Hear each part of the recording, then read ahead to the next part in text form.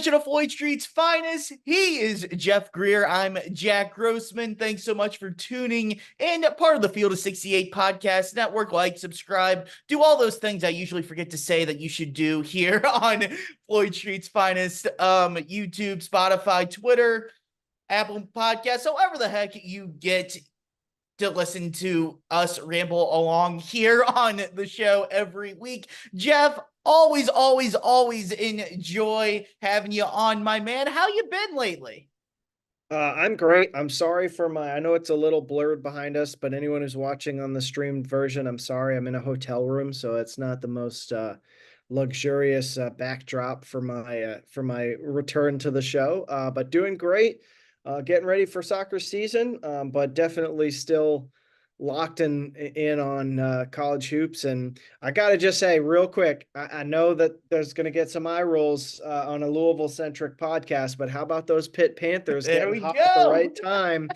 You know, I was making fun of my friend the other day. Their only non-conference, their worst non-conference loss is Missouri. And that might keep them out of the tournament. They don't have any non-conference wins, and they've got one or two quad 3 losses that are not great, but the Mizzou one is killing me because they're starting to make up for it in league play. But anyway, excited to talk about Louisville. Yeah, that might be the equivalent of last year Clemson missing the tournament when they lost that game to Louisville, or like Miami, or like Miami Maybe this year losing to Louisville. Just Yeah. quad four losses don't help you get into the tournament. Doesn't matter if it's a power conference team or not power conference team. Missouri's 0-11 in SEC play, which they lost to Vanderbilt. Yeah, and they didn't even need a traveling violation to get missed on a buzzer beater to lose to Vanderbilt, like Texas A&M had a couple nights ago. But Louisville does play Pitt this weekend up in Pittsburgh, so we can get into that a little bit later if we want to. But all right. But a rematch there from the first game down in the Yum Center. But the Cards playing better basketball, I think, is a good word to say. I don't know if I would call it good basketball, but you take this 4-game stretch where they beat Florida State, which I broke down very thoroughly in the last podcast, and you have the game against Syracuse where you're down to the wire. We won't. I have thoughts on that. We probably won't get too deep into that. We can if we want to, but at this point, it was already, over a week ago, so I don't know how much meat is left on the bone there. But then you beat Georgia Tech at home, and then you face Boston College. And for me, the big thing's been this. Louisville's offense has kind of carried them throughout the last month, 6 weeks or so. One thing I do point out is I put this on Twitter. I'd have to run it again and update with the Boston College game, which I can honestly do that here in a minute. But I was interested with how much I want to focus mainly on the defense, but offensively, Louisville, since the Miami game, they've been good. They've made adjustments and they've been effective on that end. I wanted to see how the metrics really reflected that. So if you go to Bart Torvik, one of my favorite things about that site is you can filter by dates. So if you start with the Miami game and go through the Georgia Tech game, again, I can get this updated again, the Boston College game real quick. Where would you guess Louisville would be rated in offensive efficiency in the country in the last 5 weeks or so? Probably, top 50, probably. 118th. Okay. That's bad. That's considering where they have been. Yes. Again, it's better. Which for me, I find interesting. I forgot the shooting percentages were not great despite the improvement from the offensive production. So that's I'm way off. Which to me is really surprising because you just look at the pure point totals. 101 against Florida State, 92 against Syracuse. They were in the 70s again against Boston College, and they've been consistently scoring in the high 70s, 80s, if not higher, over those last 6 weeks. So kind of what I think is that Louisville's kind of found a style for them. The Georgia Tech game is a little bit different to where it's almost like a gigantic pickup game, I feel like, to where they're just flying up and down the court. They're not playing a lot of defense. They're not exactly playing great defensive teams, whether it be Syracuse or Florida State or Georgia Tech or really any of these teams in the ACC in the back half of the schedule, to where I think it's a little bit inflated to where I'm not sure how much credit we should be giving them versus what the metrics say, because the point totals and the metrics tell two very different stories about the Louisville offense. But at the end of the day, it doesn't really matter unless you're doing much of the defensive end anyways. But just what have you seen improvement wise from Louisville on that end of the floor over the last month or so? Yeah, well, look, I think it's you look at individual players and how they've gotten better. And Ty-Laur Johnson, especially. yeah, And he's a really nice drink stirring guard. He will look for guys. He tries to create. I think our friend Bob Valvano has a really good point, and obviously he's going to know as well as anyone being around the team and calling all these games of you're still waiting for Johnson, who's a young guard, to learn game management a little bit more and floor management and make decisions and that dictate pace and dictate game management, especially when your team is winning or you're in a tight game. But that kid can play and has gotten a lot better as the season has progressed and he's never lacked for confidence. But I think his productivity has started to match up with that confidence. You look down the roster, you mentioned Huntley-Hatfield. I mean, last year he was very uncomfortable. In every game, he just looked like he was uncomfortable, out of sorts, didn't really understand where to be. Now we're seeing him hungry for the ball. He knows how to use his skill set, which is another big part of it. It's difficult. And I remember hearing this when he was leaving Tennessee and transferring, from guys who cover college basketball at a national level that they had heard, look, there is some frustration there because you just look at the guy physically and you say, seal your man, post up, find ways to get duck ins and score around the basket and be a big guy. And his skill set is a little bit more diverse than that. And his mindset, at least last year, was very much like, no, I'm very much a modern four. I'm a stretch four, put it on the floor type guy. And he's found a happy medium there. So when you talk about individual development with those guys, JJ Traynor before he got hurt, it's unfortunate for him, but he clearly had improved too. And then you talk about Mike James. I mean, Mike James has been, I know he hasn't had every game hasn't been perfect for him. And I know you and I have talked about him at length for years now. He is one of my all-time favorite Louisville players, even though he's been on losing teams. That kid works his butt off. And so we just talked about four guys. And so you start going down the list and, you've got some guys who have really figured out ways forward and ways to look better. And as a result, Louisville's games have been more competitive. But Jack, offensively is what I was going to point to from the BC game. You talk about game management and, I think to a certain point, they saw that lead evaporate and you get into a little bit of a dogfight on the road, right? And from 50, it got to 54-54. And in that next sequence that buried the game and won it for Boston College, Louisville had 4 turnovers. They missed a layup and they gave up a bucket on a offensive putback off an offensive rebound. And those are just little things that you talk about game management. You talk about understanding situations that you cannot have empty possessions with turnovers because they're going to cost you games against teams that are even remotely decent. So that's where you're still going to have those hiccups. And I know you mentioned this earlier. I'm not sure that it's really enough in terms of, the coaching stuff and the end of season decisions, but to their credit, Louisville has looked better. They've been entertaining to watch the last couple of games. And I know for a lot of fans, you heard them full throated last time they were out at the Yum Center. They're loud. And that is something that has been noticeably a little bit different these last couple of weeks. And really since ACC play started, where they had some decent results earlier in the year, earlier in the league slate too. So that's just kind of my perception. But again, I hate for all roads to always lead back to the coaching situation, but so I'll try to leave that out of it for this part. We're gonna get there, but we'll get there. But the offense has looked a lot better the last couple times out. I love that you brought up. I smiled when you brought up when it was 54-54 against Boston College, because that was the big point I had out of that game.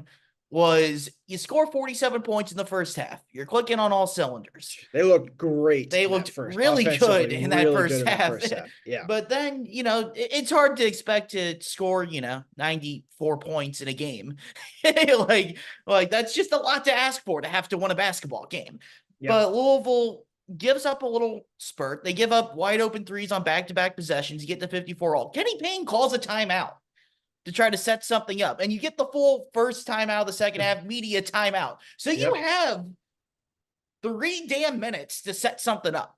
That's more time than you would ever need to set up a play. And Louisville instead turns the ball over out of the timeout, gives up a layup, and then, or actually they had a really bad shot out of the timeout where they didn't have any movement, didn't have any of that spacing, that ball movement that really has become the hallmark of when they've been good on the offensive end. Take a challenge shot, give up a layup, then they turn it over, media timeout. Yep. That to me was the entire game right there.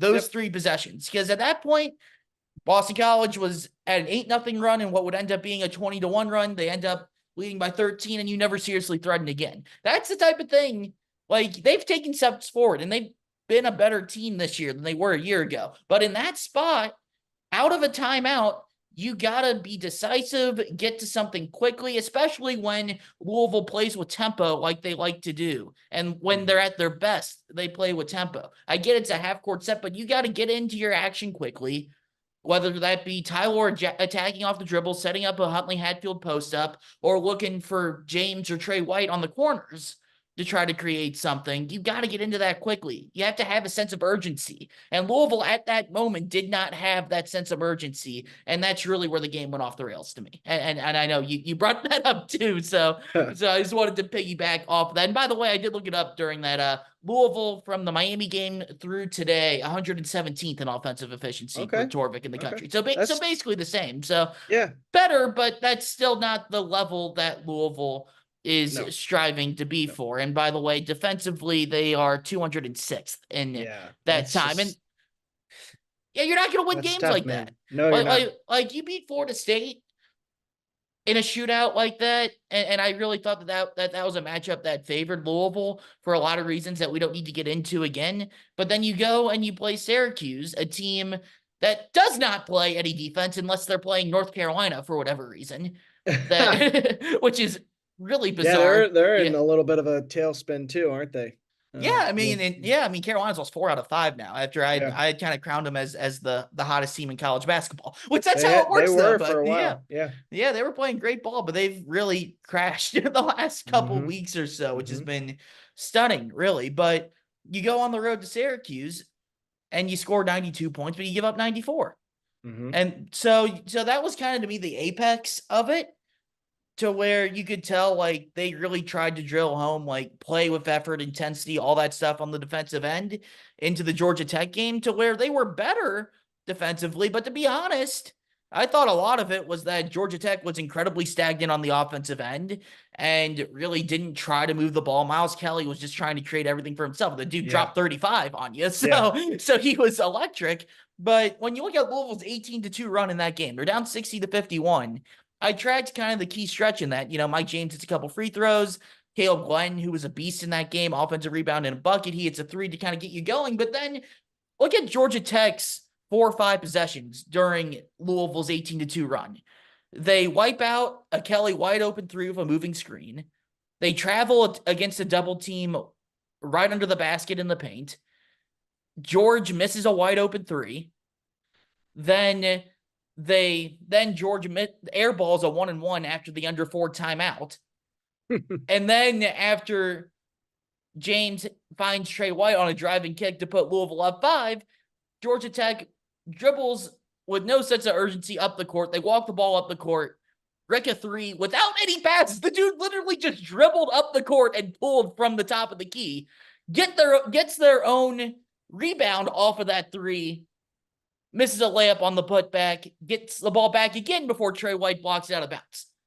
It's like, you look at those 5 possessions.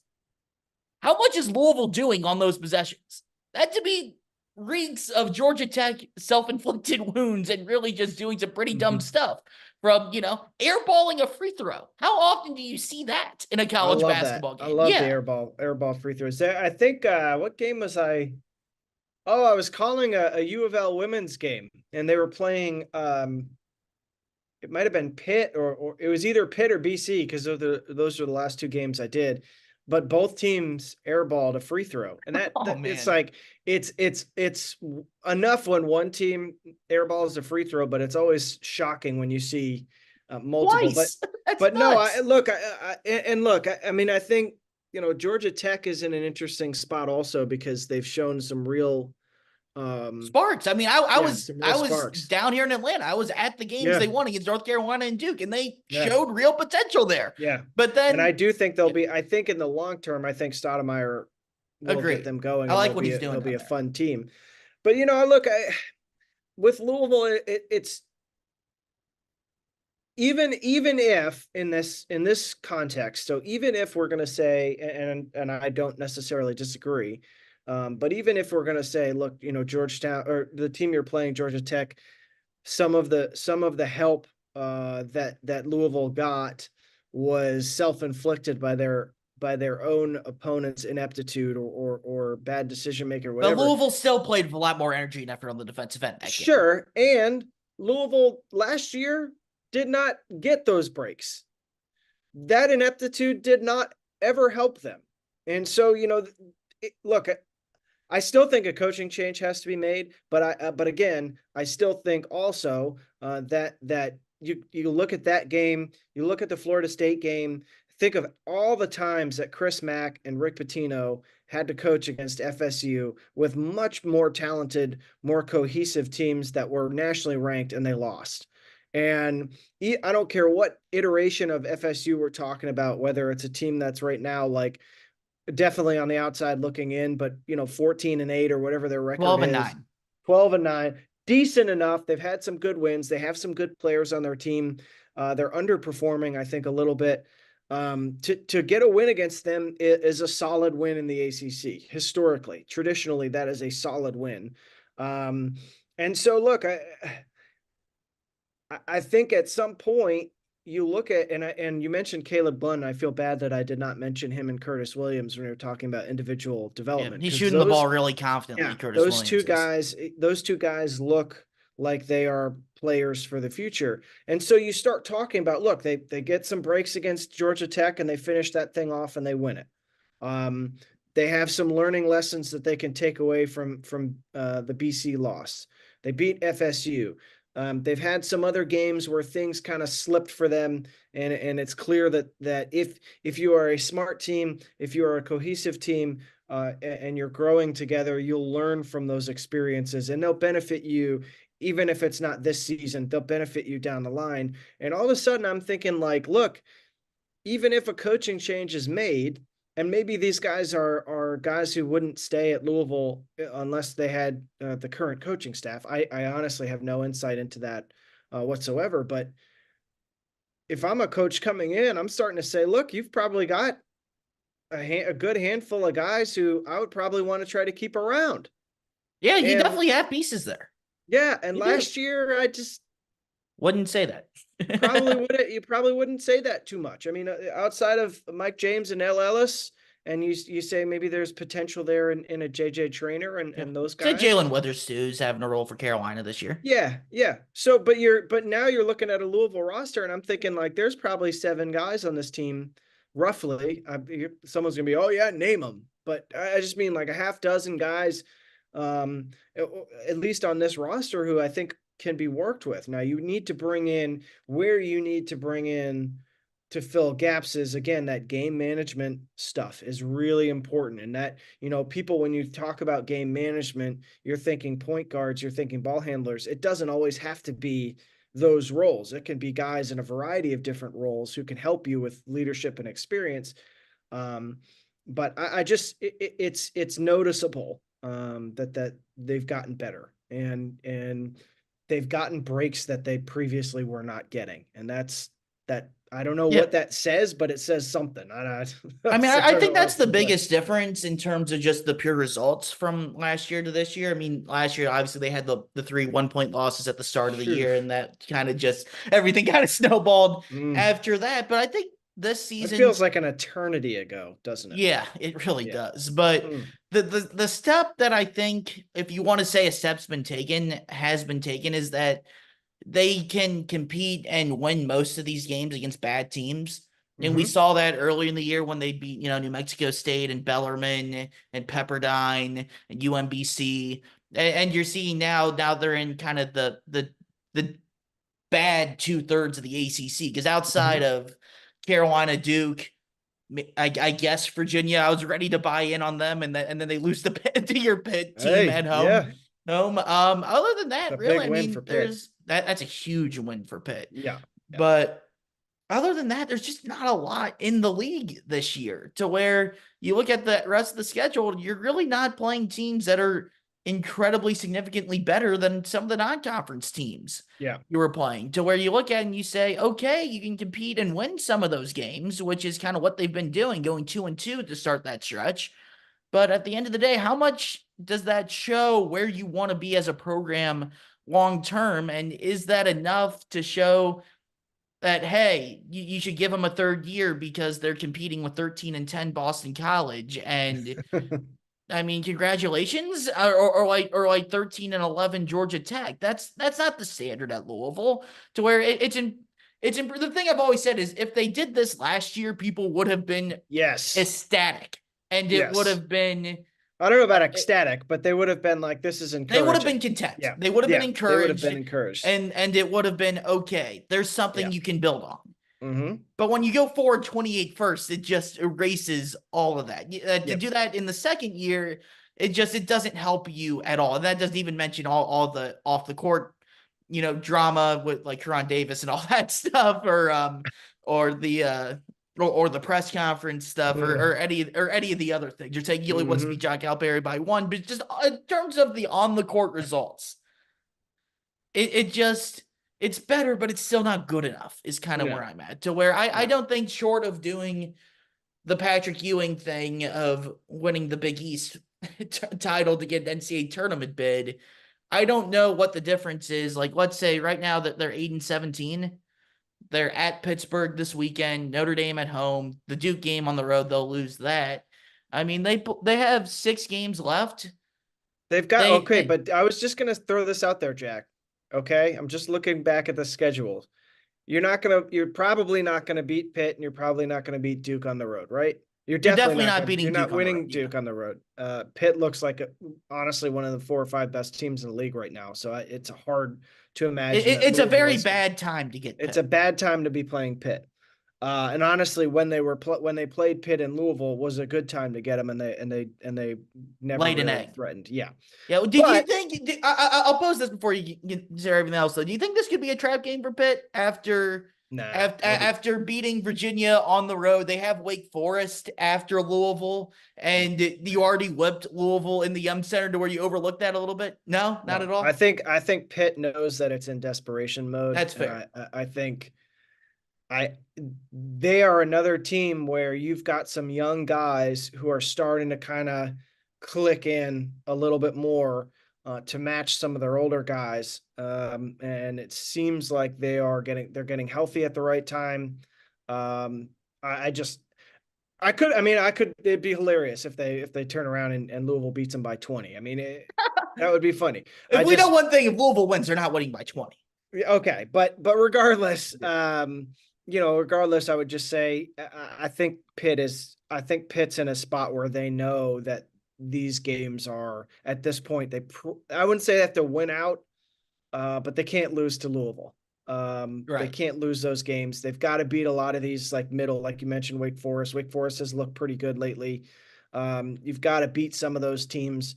And then you got to beat most of those teams, if not all of them. And then you've got to hope that you pick off the UNCs and Dukes. I know they've already beaten Duke, but just for Louisville's purpose, you get past this game on Saturday.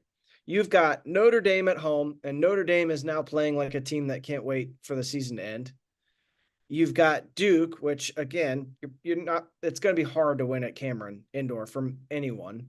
Yeah. But you finish with 3 games at home against teams that, you would think Louisville would feel like they could be competitive with. We saw the Syracuse game, right? And Right. maybe Syracuse finds a way to sneak in to the tournament conversation. I seems unlikely at this point. Virginia Tech has been disappointing this year, and Boston College, we just saw what that game looks like. So Louisville will get, as the Brits would say, another bite at the apple, a chance to play BC again, and maybe see if they can get them at home. But look, I mean, those are conceivably competitive games for Louisville, and they lost to Virginia Tech back in December. I'm scrolling back through the schedule And just that to was a triple game that check they really myself. could have Yeah, or they should lost by have won. 7. Yeah. Yeah, at another place that's hard to play in. That, even again with Louisville's best teams, hard games at Virginia Tech to play in. To be fair, So Louisville had that long winning streak for like 23 years against Virginia Tech before the Mac era a yes, couple years yes, ago, though. yes, and No, but but yeah. playing at Castle is a tough Yes, place it to is. play.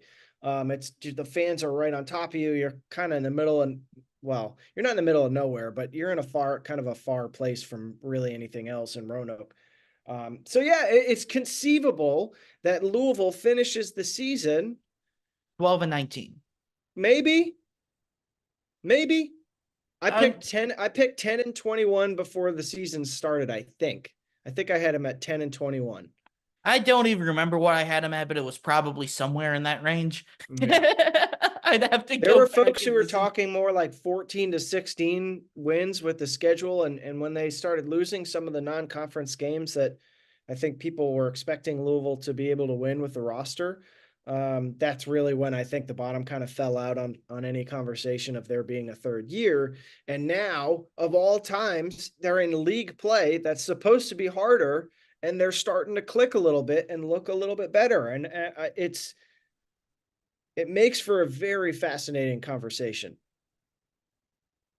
I mean, I'm glad I don't have to how make much these does decisions. yeah? Or actually, I'll say this: if UofL, if you want to Unless you give want to me, pay me, yeah, Jack. If that's you what I want was to gonna pay say. me It's like $1 if you want to million, give me, I'll if you want make to those give me Josh decisions for Hurt's you. paycheck, I will happily make every decision you ever Yeah. want me to My make. wife would love that too. Yeah, Yeah. but to me, I just don't see much of a difference between 11 and 20 or 12 and 19 and 9 and 22 or There isn't. 8 and 23 to where it's like, congratulations, you won a few more games. To me, like if you're like 15 and 15, that's one thing.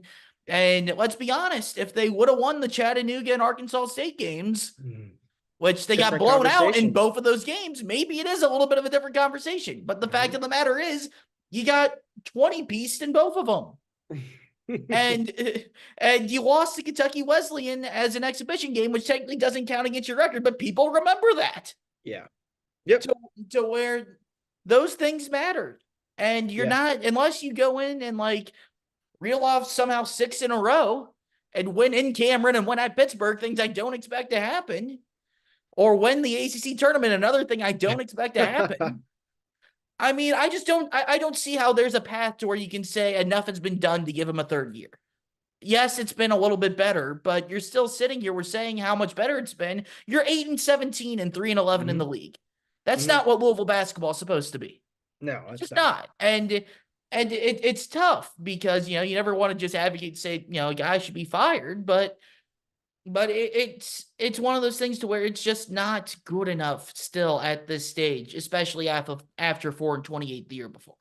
As you guys know by now, we've partnered with BetMGM this season. We'll be using BetMGM lines to make all of our picks, and we'll have special offers for the listeners and the viewers of the Field of 68 as we all get ready for the best month of the year, March Madness. If you haven't signed up for BetMGM yet, you can use the bonus code FIELD150 and you will get $150 in free bets on your first wager with BetMGM, regardless of whether or not you win that first bet. Here's the best part. All you need to do is deposit and bet $5 of your hard-earned money. This is how you make it work. Download the BetMGM app and sign up using the bonus code FIELD150. That's FIELD150. Deposit at least $5 and place your first wager on any game. You will receive up to $150 in bonus bets regardless of the outcome of your bet. Just make sure you use that bonus code FIELD150 when you sign up. And remember, BetMGM is now available in one wallet in select states. As a New Jersey resident, this is super convenient when I have to go cover games in Philly or New York, which happens quite a bit. When you cross state borders, you just log into your existing account and fire away. You don't have to create a new account in each state. It's easy, it's simple, and it's clean. And most importantly, we have some fun stuff coming up for the conference tournaments and for the NCAA tournament. Bet insurance tokens, college hoops odds boost, and my personal favorite, a nice little parlay boost here and there. So download the BetMGM app and sign up today.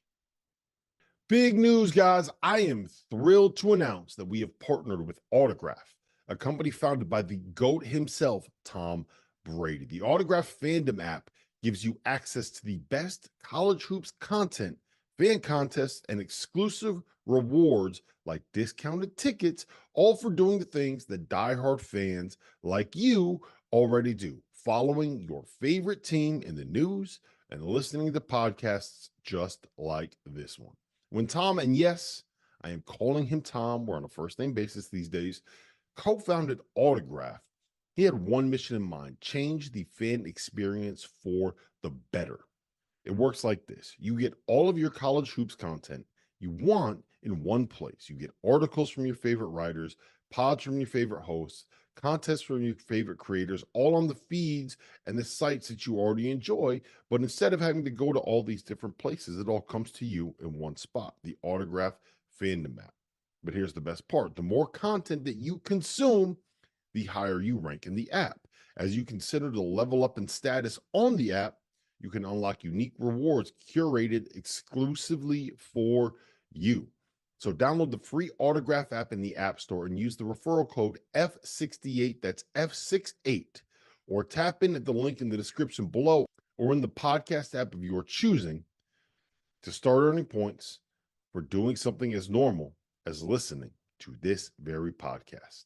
Hey, and one other thing that I'll mention about this conversation, Jack, is, and I know we talked about this a couple of years ago, but once you start getting into the, you know, I heard this connection through this booster has been in touch with this connection to this coach, talking figures and jobs, and agents are starting to field calls, and, you know, your team is mentioned in every single coaching search, coaching carousel and coaching search article. It's hard to put that back in, that milk back in the carton. It is. And, you know, as much as people who are in these situations will say, oh, I'm not paying any attention to that, we're not talking about that, they know about this stuff and people bring it up to them. They know about it. And it's hard. It's really hard to put that back in the bottle. And on top of all of that, and I know I've written extensively about it in my previous life, and I know you and I have talked about it, there's a lot of cooks in the kitchen too. And when you've got a lot of prominent voices who have money or have influence in one way or another, it makes for a very significant echo chamber, and it creates a real challenge to succeed in. You've got to be extremely headstrong and extremely confident in what you're doing to survive in this market and in this job. There's a reason why it's one of the top, you know, depending on who you talk to, 6, 8, or 10 jobs in the country. And there's a reason why the two guys who have been the most successful at it, at least since things got to the stage where there was a lot of cooks in the kitchen and there was money involved and all that stuff, are two of the like most revered coaches for their swagger and their confidence and their coaching ability in college basketball history. And look, you went to IU. It's very similar up there. You've got to be able to withstand, not even withstand that stuff. You've got to be able to just plow through it and thrive at it. And that's another side of this that, you know, I just don't think that Kenny Payne has been able to deal with. Certainly, I think it got to Chris Mack a little bit once things started to go south. I think he thrived in it at first, and then he kind of realized, if you don't get the results, it becomes a pretty difficult place to be. So yeah, that's a big challenge with this job, and at this point, I think it is too late to really change the trajectory of where this thing is headed. So if they do make a change, though, I'm sorry to be on the spot, but we have to do it. Who are some guys that you think could fill that void and be able to thrive in that atmosphere that Louisville does have? That, when it's going well, I don't want to view it as just a negative. When it goes well at Louisville, you're supported and the fan base follows you and is as static about you as much as anyone else in college basketball. Mm-hmm. So it's not just a negative. And if you win, none of that stuff matters as long as you're winning. The problem is you got to win, and that's easier said than done. So I know Musselman's been the hot name on all the message boards and all that stuff, and he's been thrown around there. The Mick is the pick thing's been going, but but I don't know. I don't think they could afford that buyout. But just who are some guys you would like to see Louisville take a run at, and who do you think Louisville could realistically have a shot of ending up with throughout all the muck of, the agents and the message boards, the discords, all that stuff?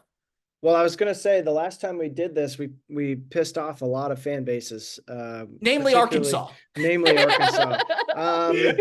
the Arkansas people find us again? I don't know. That is the question. The bottom line is their guy is always going to have his name thrown into a lot of these big jobs. And, I know we were kind of heading in this direction anyway, so I'll just throw it out as a factor in all of this conversation as the Ohio State opening. That was the next question. Yes. Does Michigan open?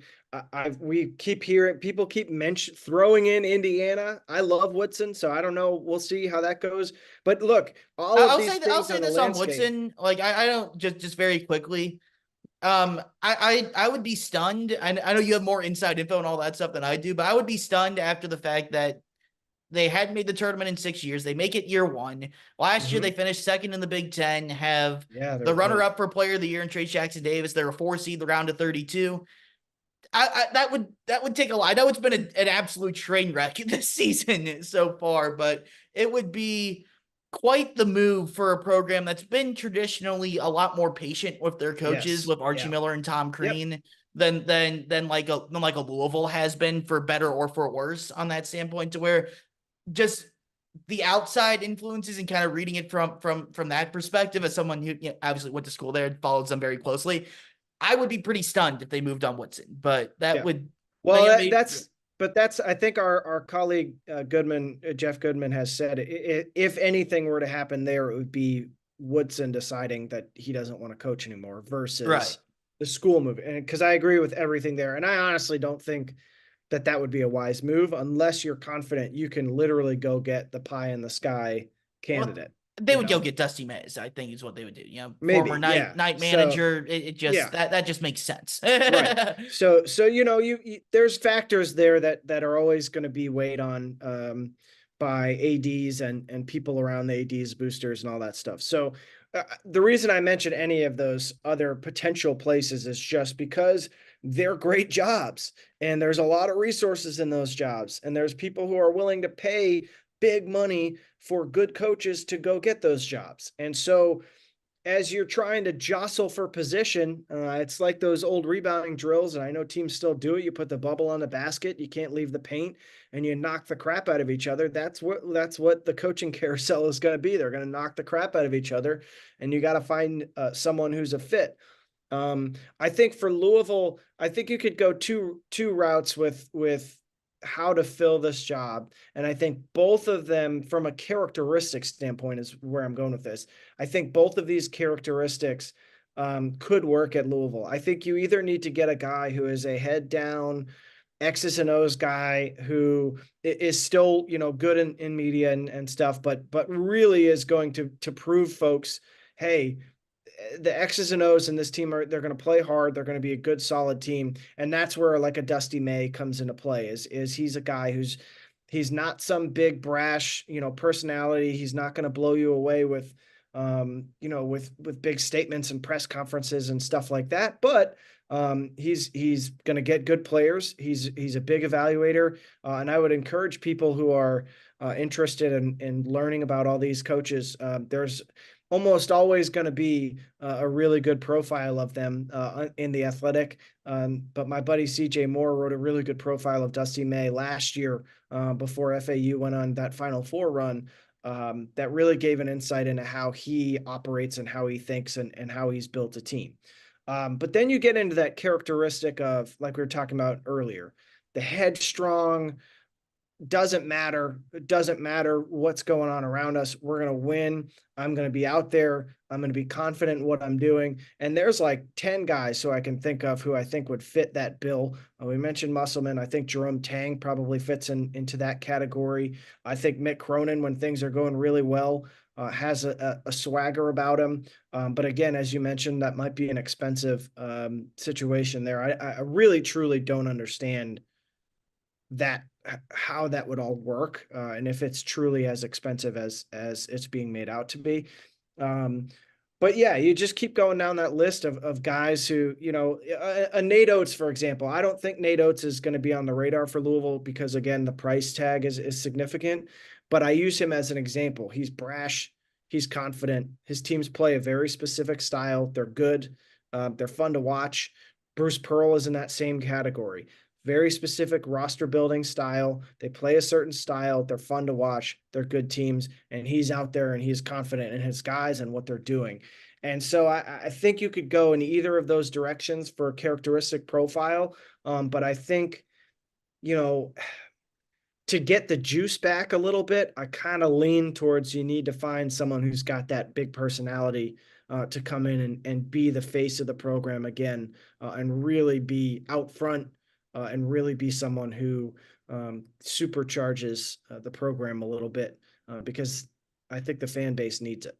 Yeah, and you look at it, I mean, you said, Nate Oates probably isn't someone that's a viable candidate for Louisville because of the financials. You look at an Ohio State or a Michigan, if that opens, maybe that's a little bit different for Nate Oates for those two, because those two schools can pony up the money that Alabama can't, to where it brings up an interesting situation to where traditionally Louisville's a better job than Michigan, Ohio State. Michigan, Ohio State are good jobs, probably. Yeah, they're very good jobs. Yeah, they're very good jobs. Top 15, like probably. Yep, exactly. Yeah. Kind of top 15 jobs. Like Louisville, probably top 6, 8, 10-ish. Like it's just kind of one level above Michigan, Ohio State. But I think the great leveling of the field is the financial situations. Michigan, Ohio State have the Big Ten money. They don't have.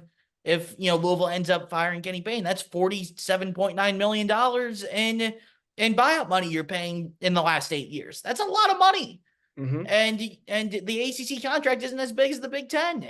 Just not even to mention the fact that Michigan and Ohio State are two of the biggest public universities in the country. Massive athletics departments. Massive athletic department, massive alumni bases. And yes, they're predominantly football schools, but they're not too happy. I mean, the fact that Ohio State's pulling the trigger on Chris Holtmann on Valentine's Day, like they're trying to win in basketball. There, is there? Yeah, no. There really isn't. But that's showing like they're serious about trying to hire a dude to bring them back to relevancy. Two programs at Michigan under John Beilein was a phenomenal program. Made a couple Final Fours. Obviously had the title game of Louisville in 2013.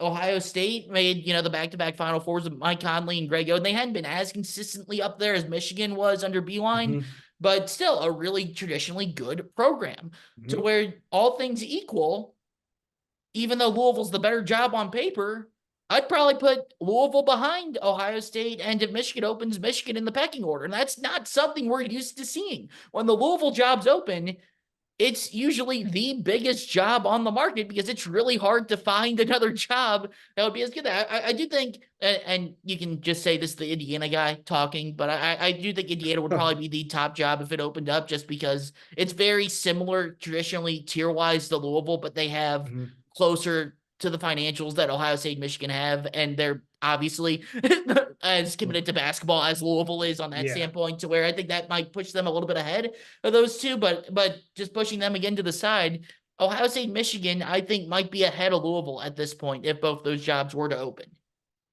Yeah, it just depends on, it just depends. Like if they're both vying for someone with a, an 8-figure buyout, maybe that changes the complexity of the situation. But for all of the conversation about money stuff, I still think Louisville, if it really came down to it, they can afford who they want to go get.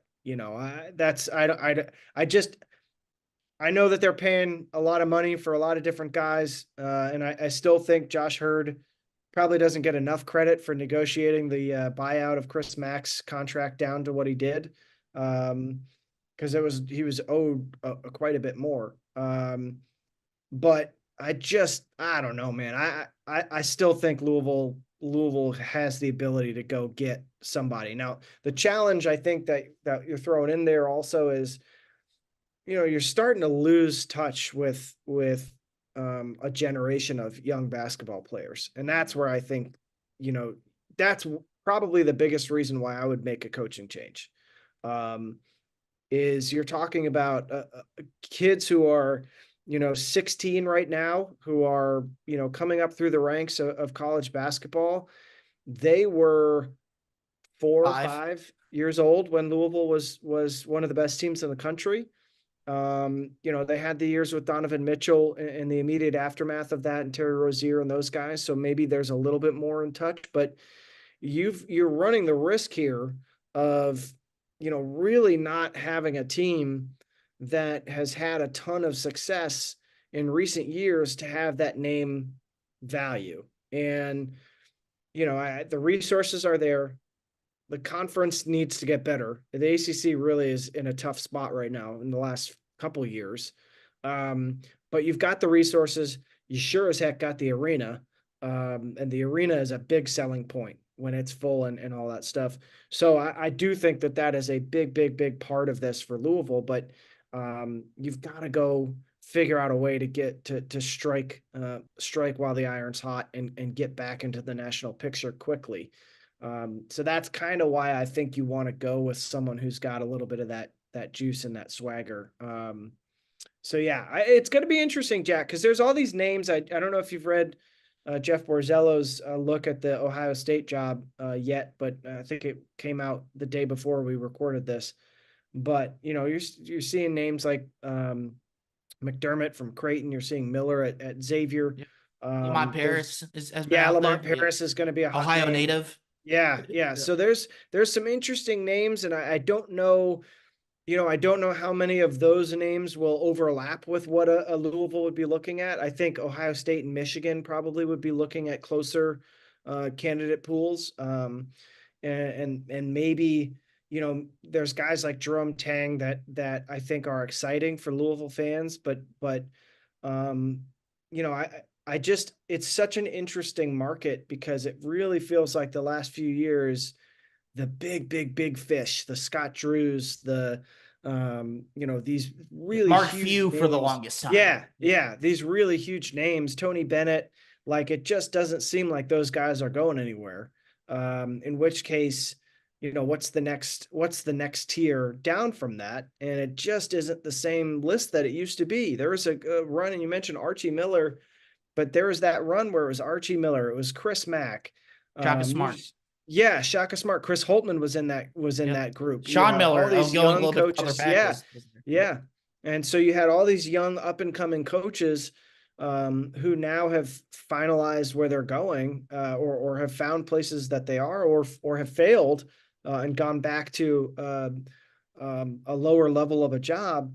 And it's just created a really interesting market. So I'm fascinated to see what Louisville thinks they can swing at, and see where that goes from those initial swings. There's one name that we haven't mentioned yet that I know has been incredibly divisive amongst fans, and I'll go and give my thoughts on it for you, Jeff. But the whole Chris Beard thought, very big personality, has won a lot of games at some very hard places to win in Texas Tech, and this year has already made Ole Miss at least a competent team, and obviously was at Texas before everything happened. But kind of the big question of would Louisville hire a guy like that, trying to balance the moral compass of he's going to win games, but has checkered past, to where it's a little bit different than, Bruce Pearl taking a Tennessee kid to a barbecue, or Will Wade making Javante Smart a strong ass offer. And I've been very like Johnny Two Sides on it, because I'm like, again, if you want me to make the decision, give me Josh Hurd's paycheck and I'll tell you what decision I would go with. But do you think Louisville would go for a guy like a Chris Beard that has done so much winning and has the big personality that would fit the Louisville job well, but has the allegations of, the things that got him fired from the Texas job, and has him at Ole Miss? Now, do you think Louisville would take a view of we can't hire this guy because of that, or would they say short-term bad PR would be outweighed by the potential of him potentially winning a lot of games and going deep in the NCAA tournament? I am only speaking for myself on this. Fair. I have not had a conversation with Josh Hurd in a while. Not for any negative reason. I just haven't talked to him in a while. Something that I think is a factor in all of this that people need to consider is that a coaching hire is not done in a vacuum, and it is certainly not done just by an AD. Tom George, as an example, the guy was a unicorn. There are not very many ADs who essentially ran a university to the level that he did, and was able to make hires that otherwise most ADs probably would not have been able to make. And so we'll save that conversation, whether that's a good or a bad thing, for a whole other day. I know he is revered by a lot of Louisville fans. But Josh Hurd is not making this hire just by Josh Hurd. He's got to answer to some university folks and some larger institutional side things. So it's my perception. Somehow my TV in my hotel room just turned on. I'm sorry about that. But I'm not even sitting near the remote. I don't even know how that happened. Sorry, that's bizarre. I'm going to turn it off as soon as I give you my thought on this. But look, personally, if I'm an athletics director, I can't hire Chris Beard. I just can't, especially if I'm the AD at Louisville. I think Louisville has, for better or worse, dealt with some real stuff. Some of it not its own doing. I mean, you're not going to blame Louisville for Dino Gaudio and his behavior, but I can't make that hire. I can't make that hire. That's not to say, I know there's all these back and forths and people have disputed allegations and blah, blah. You can't make that hire. You just can't if you're Louisville. So I just, for me, it's not even a discussion. I just don't, it's not a possibility. That's fair. I just think it's impossible to do this coaching search with the amount With it's the been. Remote. Keep talking. I'll but come back. It's so perfect that this happens while we're talking about freaking Chris Beard of all things. But it's an all-time podcast moment. I mean, we're talking about Chris Beard and serious allegations stuff, and that's when the TV remote pops on. It's incredible. It's you can't script that. But to me, I feel like there's just been so much talk about it that we can't talk about the coaching search and not bring it up. Like, for me, it's a moral dilemma. It's an absolute moral dilemma, because for right or for wrong, and I would honestly say usually for wrong, a lot of times in sports, and I'm not just UofL, but anything, whether it be the NFL, Major League Baseball, basketball, any sport you want to look at, we very much push the morals aside if the player is good enough or if the coach is good enough. Mm-hmm. And I don't know if that's good or bad for us as a society. I just think it's a fact at this point. So I don't know if Louisville would do the same thing. Obviously, it's a very unique situation, as with all the scandals and stuff that you mentioned.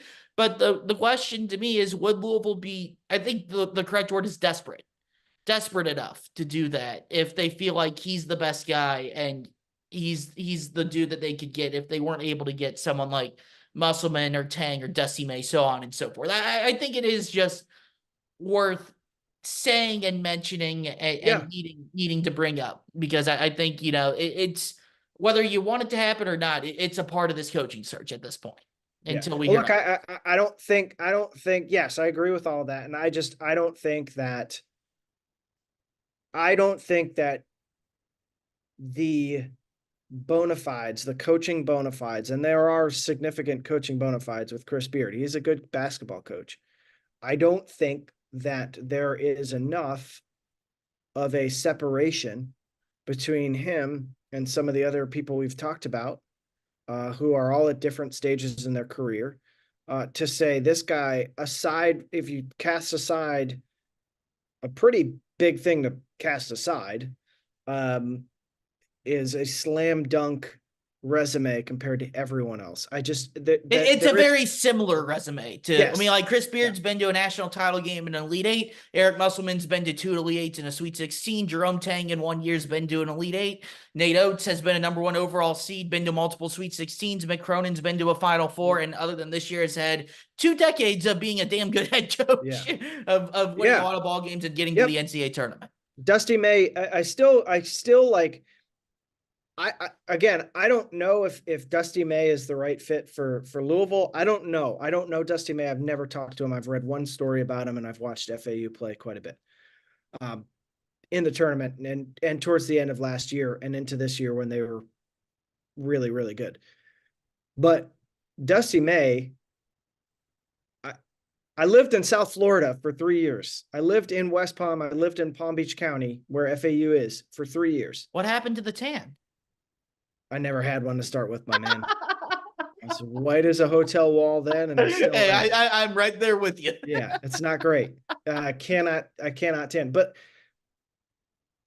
anyone taking Florida Atlantic to a Final Four has something going right for them. And the fact is look, I know people, this has been disappointing this year, and they were preseason top 10. They're still like 18-5, which I think it's like, guys, let's check ourselves here. We're talking about FAU. Now, they've invested in their university the last decade. They've spent some money. They've had a lot of change and growth there. But that is a tough place to win. And Dusty May took them to the Final Four.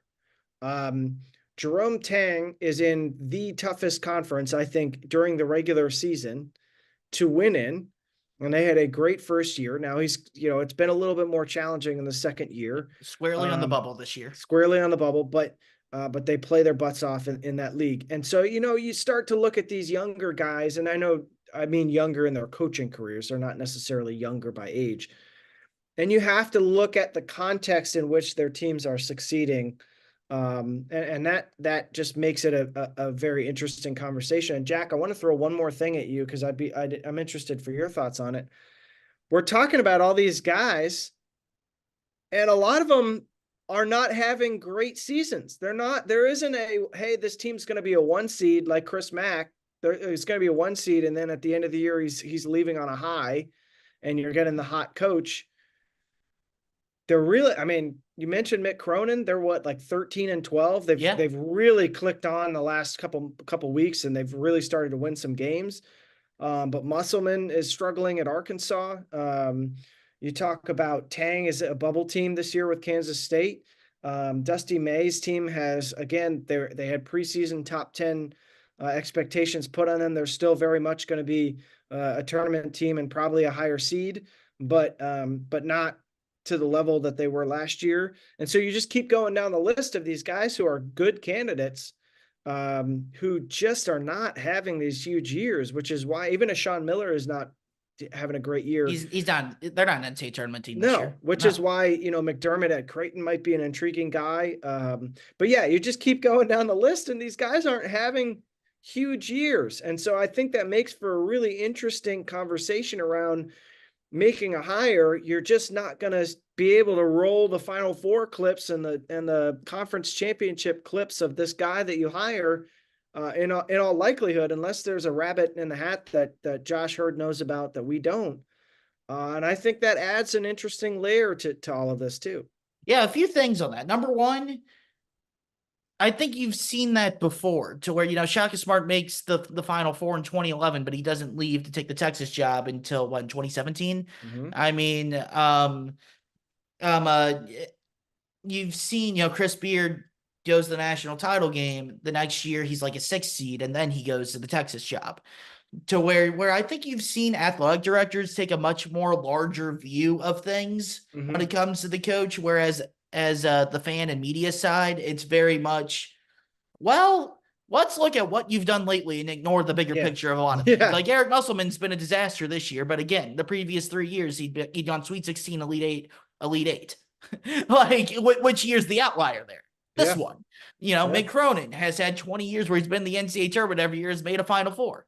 Was it kind of a miraculous miracle run? Yes, but he's been in the second weekend before. He's in the NCAA tournament every year. And I don't think Mick Cronin's the guy Louisville's going to hire, but if they were to go that route, he would at least give you a very solid baline of you're going to be an NCAA tournament team more often than not, which would be very refreshing for Louisville at this stage. And you can keep going on and on down the line. Jerome Tang's a little bit different. He's only been a head coach for 2 years, but a lot of these dudes, it's you take the larger sample size and not just, and even with Louisville, you take the larger sample size of 2 years of Kenny Payne and not just what's happened the last 4 games. It tells a much, much different story than just the what's happened in the last couple weeks theory. Number 2, I think it's a very good thing for Louisville, to be honest, to not just have the shoe-in one-off dude that's going to kind of be the head coach, because they've had that the last 2 times of Kenny Payne and Chris Mack, and we've seen how that's turned out. Yeah, I think I think it's very refreshing. I mean, even on the football side, it's been Jeff Brom both times. Yeah, and they only got him once. I think it'll be a nice change of pace and very refreshing for Louisville to actually go through an actual coaching search and be able to look at a lot of different candidates and let Josh Hurd and the search firm that everyone will eventually end up hating. It's just inevitable. It's going to happen because it always happens. Gotta have the search firm. Sorry, guys. You gotta have a search. But somebody's got to do the vetting for you. Yeah, but the search firm, Josh Hurd, the board of trustees, whoever else gets involved, they get to actually go through candidates and do actual interviews, give lots of people chances, and be able to have their own opinion formed instead of just being handcuffed by the fan base and former players to hire Kenny Payne or, Christy Max from Louisville. You got to hire him.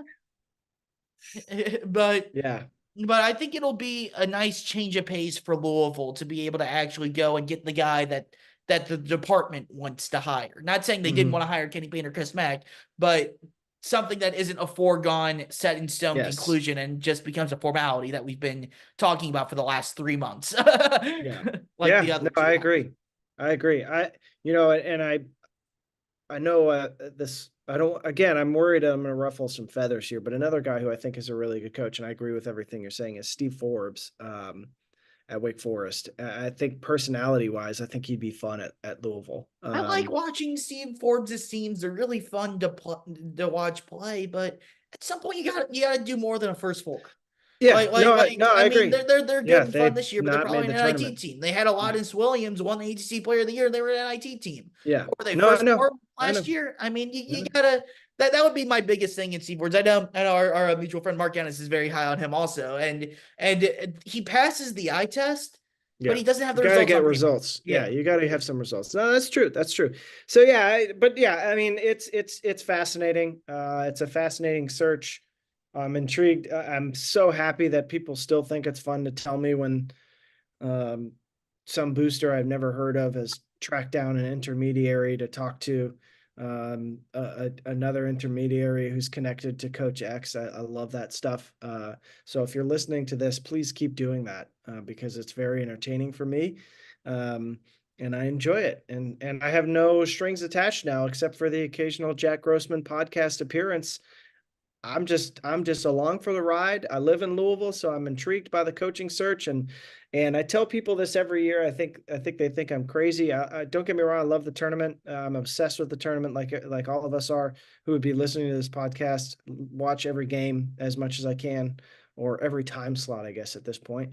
But man, I get jacked up for a coaching carousel. I get football and basketball. Just give me that. I like it in the NFL. The NBA isn't as exciting because it's like, who really cares who the coaches are?